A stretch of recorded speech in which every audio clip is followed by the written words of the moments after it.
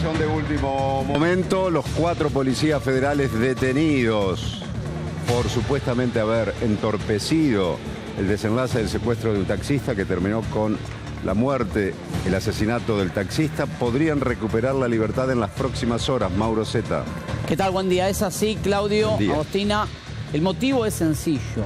Los delitos que les imputan a estos 4 policías, el jefe de la División Antisecuestros de la Federal, el segundo jefe y otros 2 inspectores, son delitos escarcelables. Estamos hablando del delito de desobediencia y el delito de incumplimiento de deberes de funcionario público.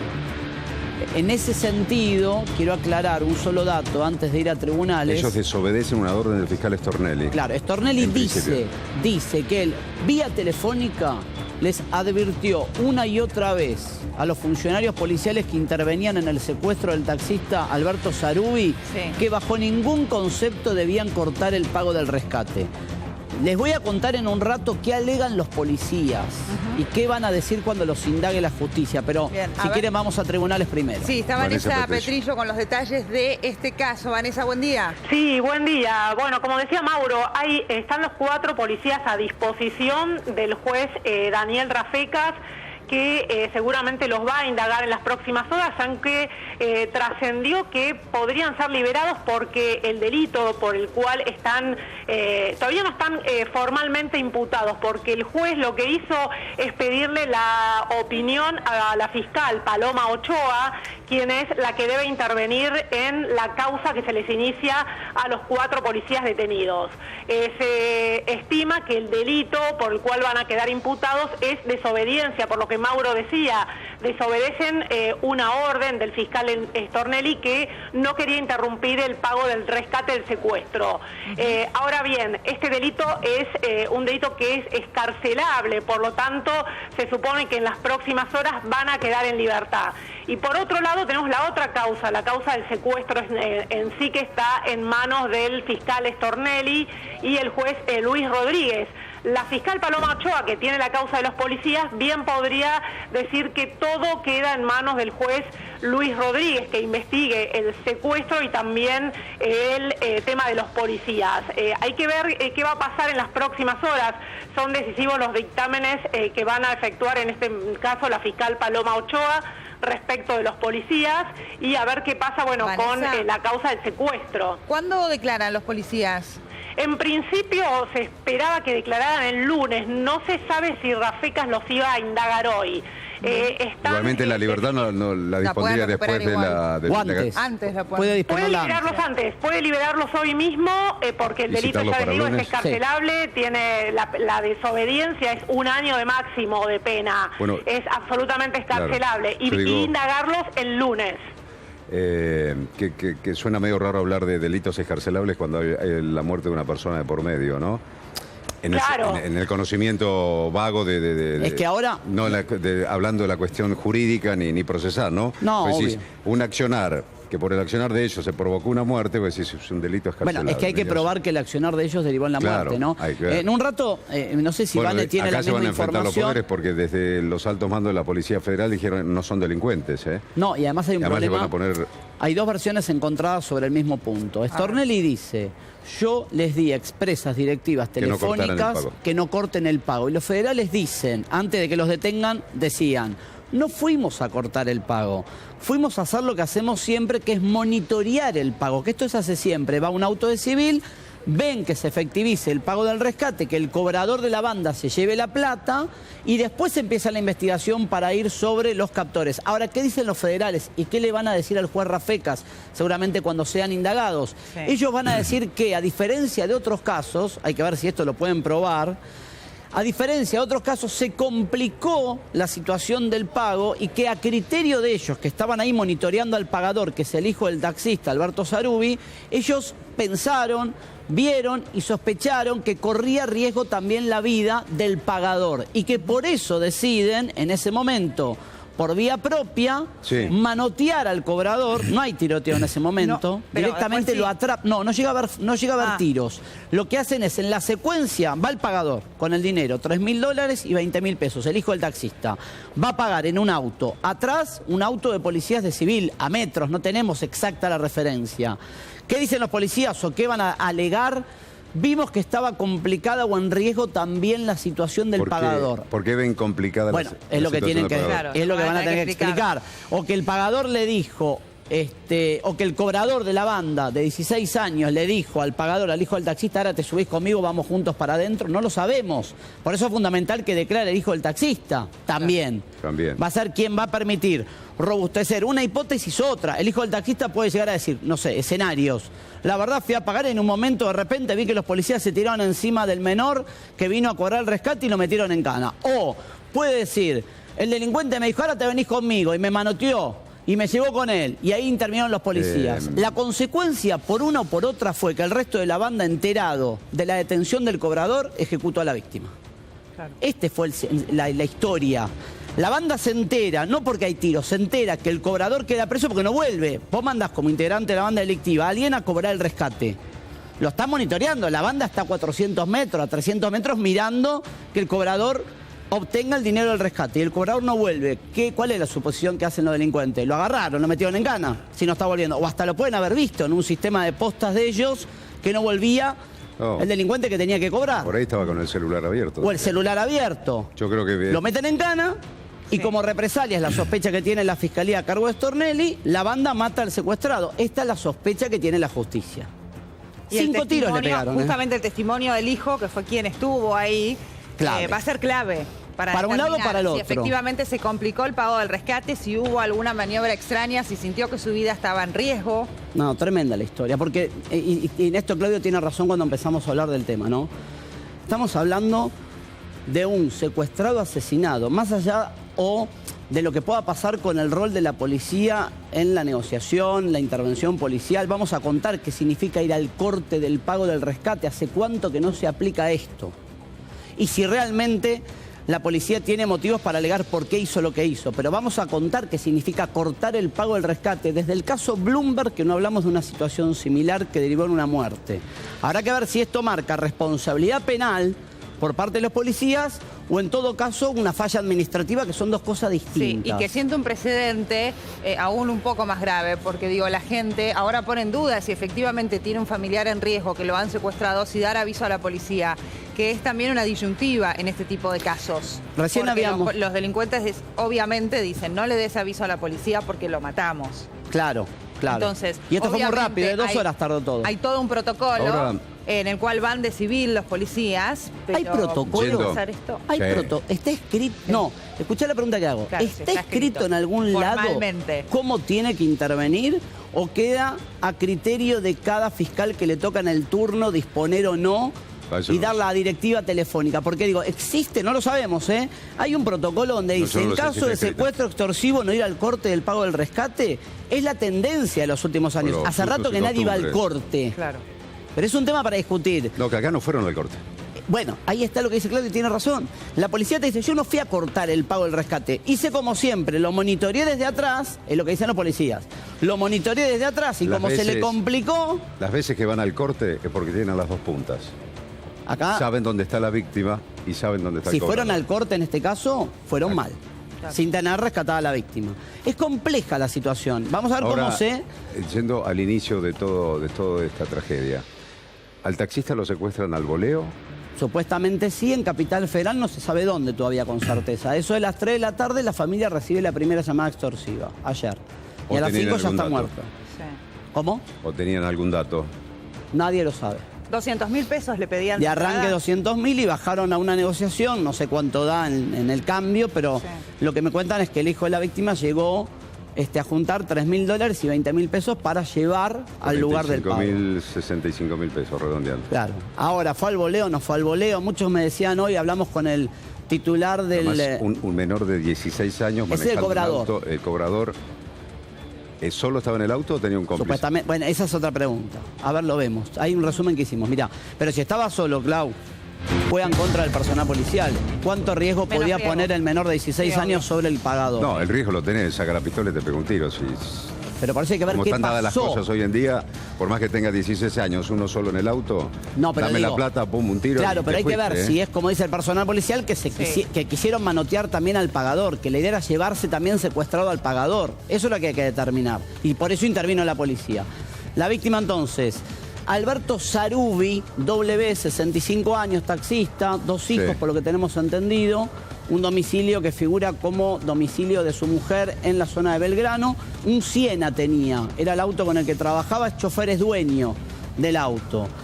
2 delincuentes, por lo menos está probado, lo levantan. Se supone que la banda le integran 5 al menos.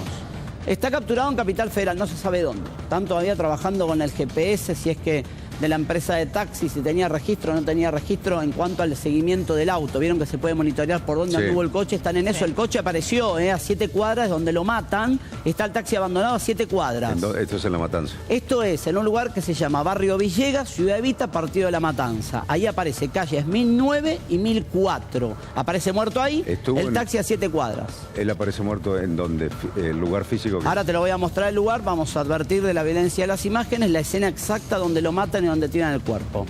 Pidieron un rescate de 200.000 pesos. Hubo 10 llamadas al menos para negociar el rescate. La denuncia la termina haciendo el hijo de la víctima, que le da intervención a la policía y al fiscal Stornelli, que estaba de turno. No es que llaman a Stornelli, le toca por el turno. Claro. Esta era una versión inicial. Corrió y perdió fuerza con las horas. ¿Por qué se decía que intentó escapar la víctima? Por la posición de los tiros en la espalda. Pero esto con las horas, cuando se empezó a determinar que en realidad la policía intervino y detuvo al menor, esta teoría de intentó fugar empezó a perder total vigencia. La sensación que tiene el investigador judicial, en este caso el fiscal federal Stornelli, que investiga el secuestro y el asesinato, no a los policías, es que lo matan como represalia, como castigo, porque se enteran que el cobrador está preso. Hay que probarlo todo esto. Es una hipótesis. Stornelli está por indagarlo en este momento al menor de 16 años, porque es de 16 a 18 es punible. Lo pueden investigar. Y lo matan de 5 tiros en la espalda. Este es un dato llamativo, todos los tiros por la espalda. Podría obedecer a, un ejemplo, ándate tranquilo, ya está. Y lo matan. A traición total. El lugar. Bueno, está la víctima, ¿no? Y después tenemos una fotografía del lugar donde aparece el cuerpo. Advertimos de la violencia de este documento. Esta es la escena del crimen. De este lugar, a 7 cuadras, apareció el taxi. Y el menor... Digo yo, pero él estuvo en un lugar, en una casa. No llegaron. ¿O no? ¿O siempre llegaron? En el auto? Es tan rápido todo que lo meten... ¿3 horas fueron? 2 horas. 2 horas. De este lugar donde aparece muerto Alberto Sarubi, a 7 cuadras aparece su taxi abandonado. El menor que detienen tenía en su poder, me cuentan, la llave del taxi. La llave del taxi de la víctima la tenía el menor detenido. O sea que el taxi lo habían abandonado antes. A 7, claro, es como que descartan el taxi, lo empiezan a mover adentro del barrio. No sabemos si específicamente en una casilla o no, pero que del taxi lo bajaron, está claro, además por el lugar donde aparece asesinado, que es este territorio donde hay autos abandonados, típica imagen de un descampado que funciona a veces como aguantadero, lugar de descarte de objetos robados. Tremenda historia. Tremenda Ciudad Evita, historia. Partido de La Matanza es esto, ¿no? Ciudad Evita, Partido de La Matanza. Digo, la historia, ¿por qué les planteaba que significa esto de cortar el pago de rescate? Mucha gente no lo sabe, ¿no? Y lo estoy tratando de explicar. Corte del pago del rescate se llama esta situación de... Lo dice la palabra, se negocia. Entonces los captores te dicen, bueno, arreglamos tanta guita, venía a pagar. ¿Quién va? El pagador suele ser el familiar con el que negocian por teléfono. En general, los últimos casos, y hace muchísimo tiempo, después del caso Bloomberg, donde justamente el personal policial fue al corte del pago del rescate, se tiroteó con los captores escaparon, volvieron al barrio donde tenían a Bloomberg y lo mataron. Justamente porque... sabían que el personal policial les estaba encima. Entonces, como represalia, volvieron y lo mataron a Bloomberg. ¿Está? Bueno, ¿cómo era que se estilaba después del caso Bloomberg? Y que veníamos contando todos los días acá. Secuestran a una víctima. ¿Cuál es la directiva? No sabemos si está escrito, pero ¿cuál es la directiva que venía teniendo preeminencia?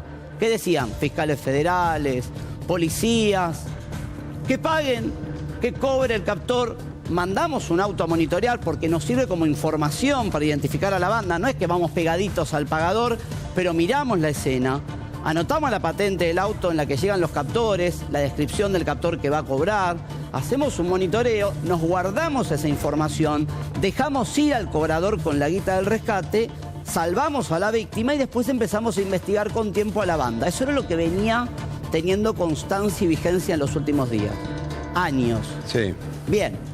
Lo que pasó acá es otra cosa, no sabemos qué exactamente. Algo cambió durante la negociación, según los policías, en ese momento crítico, que es el pago del rescate, algo hizo que estos policías decidieran intervenir, ellos alegan, para salvar al pagador. ¿Cuál era la situación extrema que vivía el pagador? La tiene que contar el pagador. Le van a tener que tomar declaración para que sea un testimonio que no esté contaminado, si querés. El Sí. que tiene que contar lo que vivió es el hijo del taxista, que ahora está choqueado, con su padre asesinado, y lo que menos le va a importar es declarar. Ya Pero está. bueno, va a ser fundamental. ¿A cuántas cuadras, es decir, a qué distancia existe entre el lugar en el cual se está efectuando el pago y el lugar donde Alberto aparece asesinado, Mauro? Entre el lugar del pago... No, es lo que... está bien, no te entendía. No, Sí. no lo sé. La distancia entre el lugar del pago y el lugar donde lo matan, algunos ayer me decían 4 cuadras. ¿Cómo se entera el hijo o cómo se entera la policía que lo habían asesinado? Bueno, justamente termina el cobro, que no Sí. se concreta, detienen al menor y al rato en el barrio... Es más, nosotros nos enteramos acá en el canal porque nos mandaba gente del barrio por redes sociales que había aparecido un hombre asesinado. Nadie asociaba en ese momento, los que no conocían que había un secuestro en curso, Claro. quién era el hombre asesinado. Había un hombre en un descampado, que es lo que mostramos recién, muerto a tiros. La gente nos escribía ayer a eso, a las 6, 7 de la tarde, para contarnos, che, hay una persona asesinada en Ciudad Vita, barrio Villegas, el rumor es que es una persona secuestrada. Y ahí empezamos a llamar, hasta que nos confirman, sí, era un secuestro que venía en curso de Capital Federal. Hay un detenido, pero mataron al secuestrado. Este fue el resumen. ¿Qué se sabe del detenido? No, en principio de 16 años, falta el resto de la banda. Acá hay otro problema central, no están pero- presos los secuestradores. Teniendo un detenido, o Y se lo podés cobró llegar. la banda, ¿podés? Podés llegar. Llegan, Mauro. Sí, el Acordate. tema es que declare, ¿no? Pero bueno, me estaban pasando la fecha de nacimiento, ustedes me preguntaban algún dato personal de Sarubi. Nació el 20 de enero del 53, o sea, tenía 63 años, según padrón, ¿no? Sí. Según datos oficiales. Y 2 hijos. Casos similares, podemos repasar si quieren. Para mí el más... yo cuando Cercano. ayer contamos la historia, se me vino Bloomberg a la cabeza. Por las circunstancias. Hay ¿no? otro chico que liberaron, Vicente López, creo Mirá, que empezó a correr justo, por la... ¿y qué vos contás?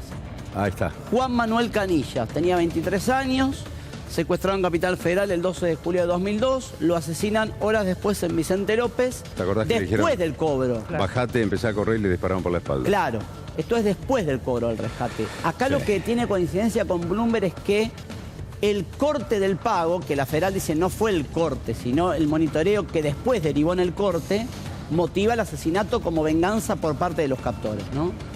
¿Se acuerdan este chico Diego Peralta, 17 años, una El tosquera, Jagüel. aparece muerto en el Jagüel? Lo secuestran el 5 de julio de 2002 en el Jagüel, Esteban Echeverría. Luego de cobrar el rescate, la banda lo mata, su cadáver aparece, me acuerdo, en una tosquera de Espeleta. Pero es distinto en qué sentido.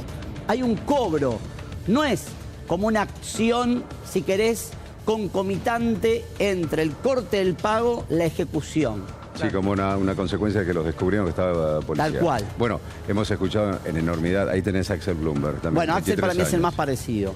17 de marzo de 2004, Martínez, su cadáver con un balazo, fue hallado en un descampado de la Reja Partido de Moreno. Acá sí, la banda se tirotea auto a auto con la Federal, vuelven al lugar de cautiverio, Axel Bloomberg aparentemente intenta irse, lo matan a balazo. Esta secuencia, y vuelven, me acuerdo que eso fue lo que se discutió en el caso, con el dato de nos venimos de enfrentar a tiro con la policía, ya estamos al horno, dicen los secuestradores, sabemos que estamos identificados, saben quiénes somos y matan a la víctima. Este caso fue tremendo, me tocó cubrirlo, conozco gente muy allegada a la víctima, Facundo Azulay, Sí. arranca con un secuestro virtual. Y cuando él va a pagar por el secuestro virtual, lo secuestran capturan. y lo terminan matando. Lo capturan el 10 de febrero de 2005 en Mataderos. lo atrapan cuando iba a pagar por un secuestro virtual donde le invocaban que tenían secuestrado, creo que al papá, era el verso que le hicieron los captores, que eran ahí en la zona de barrio Las Antenas. Las Antenas, sí. Y ese mismo día, luego de que su socio entrega 10.000 pesos de rescate, lo terminan secuestrando a él y lo matan. Acá condenaron a toda la banda, me tocó cubrir el juicio, terminó el juicio con una batalla campal entre los secuestradores porque uno recibió una pena muy alta, otro una muy baja, se pelearon a piñas los secuestradores, demencial. Sí. Santiaguito Miralles, 8 años, lo secuestran el 13 de julio de 2005 en Canin, Esteban Echeverría. 3 días después lo hayan asesinado a golpes en un pozo ciego de una casa vecina. Pero son secuestros que terminan en homicidio, pero que no tienen esta, si querés, connotación de que la ejecución es casi consecuencia del corte del pago del rescate. Por eso yo lo emparento más con Bloomberg, porque me parece, no sé qué opinan ustedes, que se dio muy parecido. Que casi simultáneo. Casi simultáneo. Claro, como una reacción inmediata. ¿Todos estos casos fueron secuestros cortos? La mayoría de los que estamos mencionando... ¿De horas?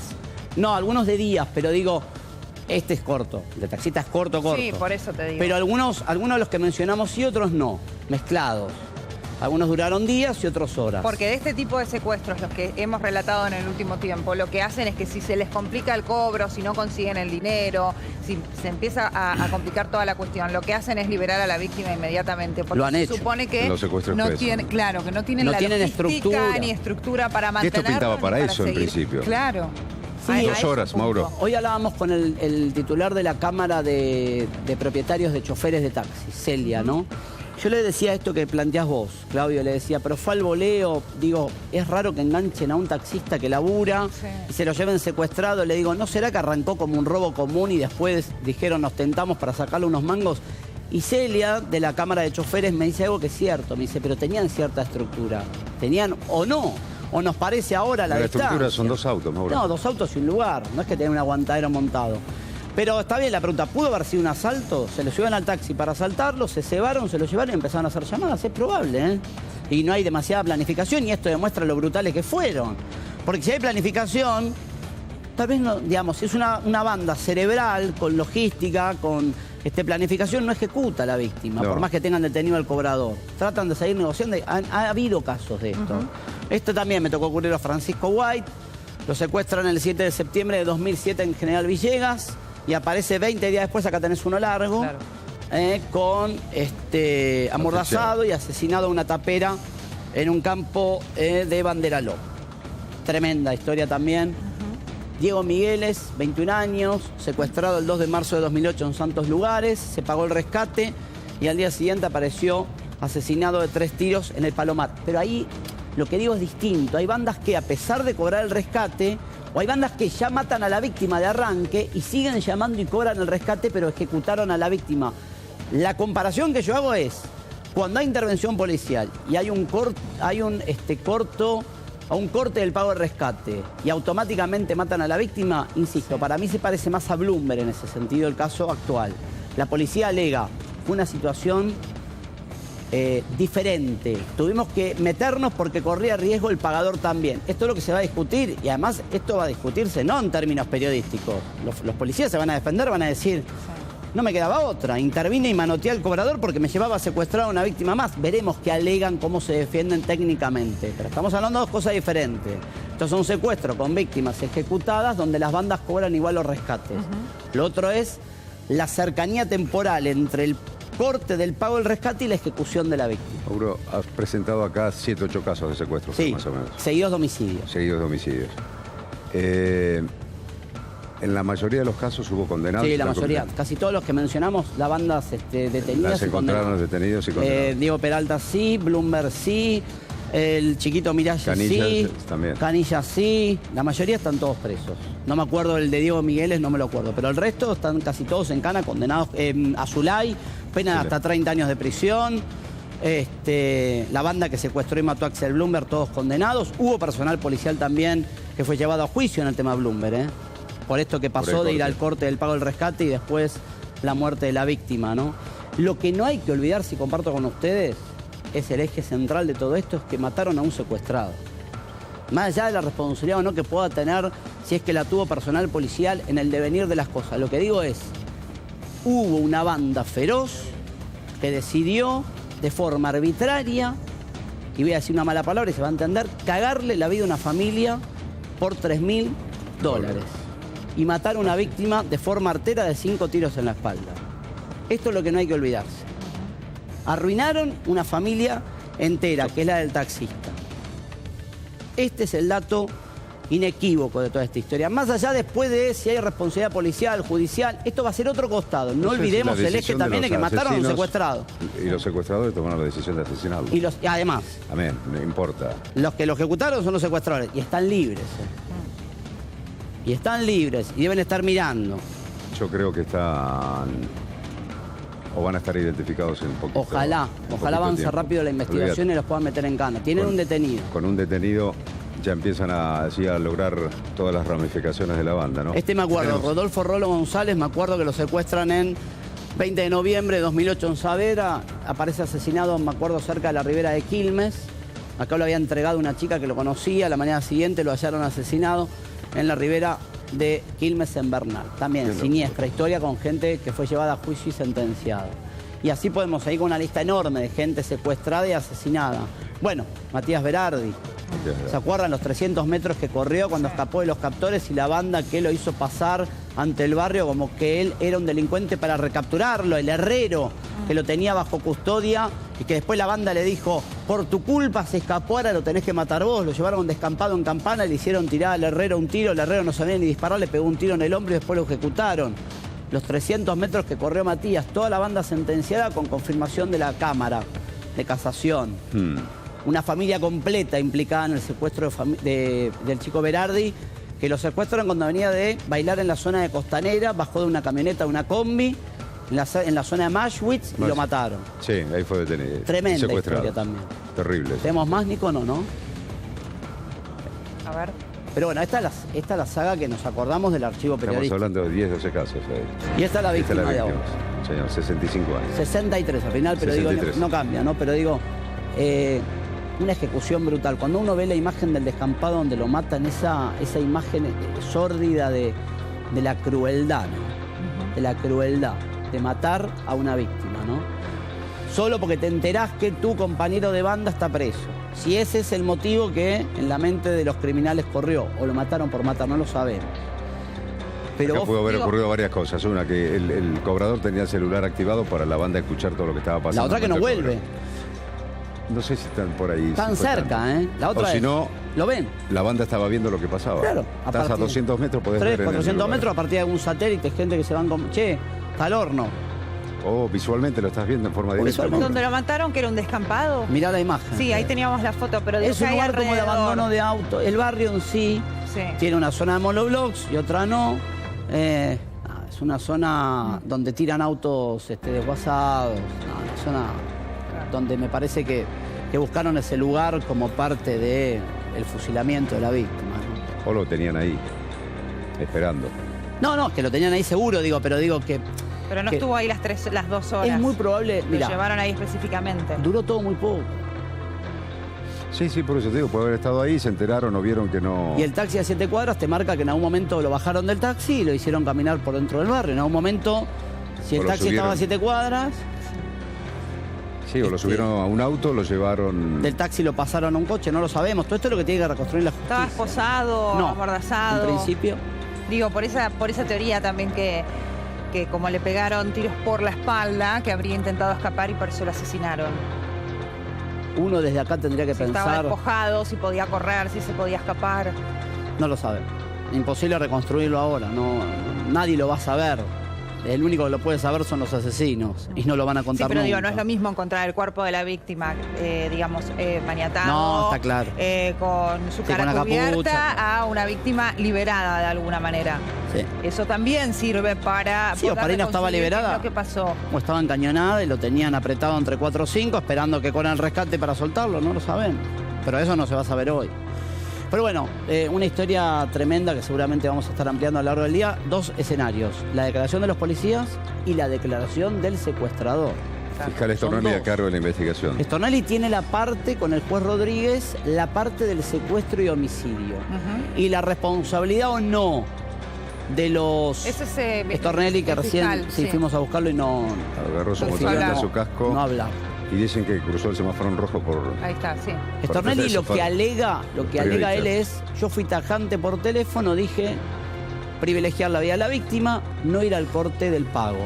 La policía dice, no fuimos al corte del pago, hicimos lo que hacemos siempre, monitoreamos. Como la cosa se complicó, queríamos salvaguardar la vida del pagador. Anda a probar una u otra. Por eso digo que va a ser fundamental, hoy no, pero cuando esté en condiciones de declarar el hijo del taxista, su relato va a poner un poco de claridad sobre el asunto. Claro. Si el hijo del taxista dice, sí, mira, el delincuente me manoteó, me dijo, ahora te venís conmigo, bueno, ahí la policía alegará y vamos a tener un secuestrado más. Y eso ameritaba que agarremos al no lo sé. Imposible hacer futurología, a eso no nos dedicamos. Hay que esperar a ver qué declara cada uno. Gracias, Mauro. Hablemos en minutos. Bueno, día complicado. Atención si tenés que ir al centro.